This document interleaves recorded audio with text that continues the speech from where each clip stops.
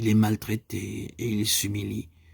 Il n'ouvre point la bouche, comme l'agneau qu'on mène à la boucherie, comme la brebis muette devant ceux qui la tondent. Il est retranché de la terre des vivants. On lui avait assigné sa sépulture avec les méchants. Ésaïe 53, 7, 9.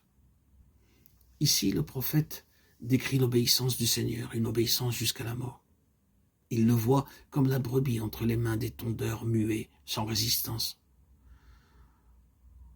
Comme l'agneau qu'on va égorger, innocent et désarmé. Lui qui était en forme de Dieu, d'essence divine, il s'est dépouillé lui-même, prenant la forme humaine. Puis, s'humiliant encore, et jusqu'à la mort infamante de la croix, il s'abandonne entre les mains des hommes et se laisse conduire au supplice. L'Évangile nous montre l'accomplissement de la prophétie dans ses moindres détails. Lorsqu'il fut devant Pilate, le Christ ne lui répondit rien. Matthieu 27, 12. Et le gouverneur romain en fut étonné, condamné par l'oppression et le jugement des hommes. On le conduisit hors de Jérusalem jusqu'au lieu appelé Calvaire, pour y être crucifié.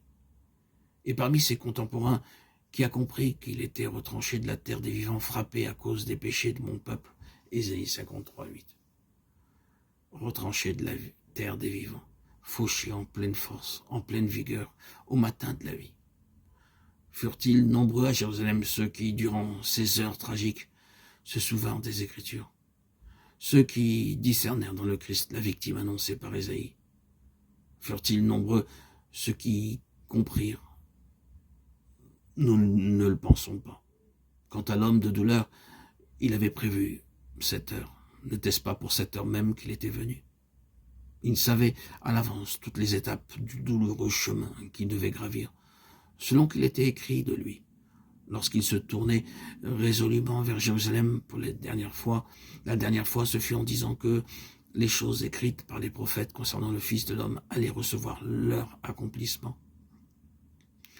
Car il sera livré aux gentils, on se moquera de lui, on l'outragera, on crachera sur lui. Et, après l'avoir battu de verge, on le fera mourir. Luc 18, 31, 33. Lorsque Judas le trahit, lorsque ses disciples l'abandonnèrent, le Seigneur savait. Il prévoyait la trahison et la défection. Plus tard ressuscité, il rappelle aux apôtres comment il a essayé de les préparer à la croix et leur répète qu'il fallait que toutes les prophéties le concernant eussent leur accomplissement. Luc 24, 44. Ce ne sont pas seulement les souffrances et la mort du Christ qu'Ésaïe a annoncé, mais aussi sa sépulture. On lui avait assigné sa sépulture avec les méchants, mais dans sa mort, il a été avec le riche. Ici encore, nous trouvons l'accomplissement littéral de la prophétie dans l'intervention de Joseph d'Arimathée, sénateur de considération, qui attendait aussi le règne de Dieu. Très probablement l'un des disciples secrets du Maître.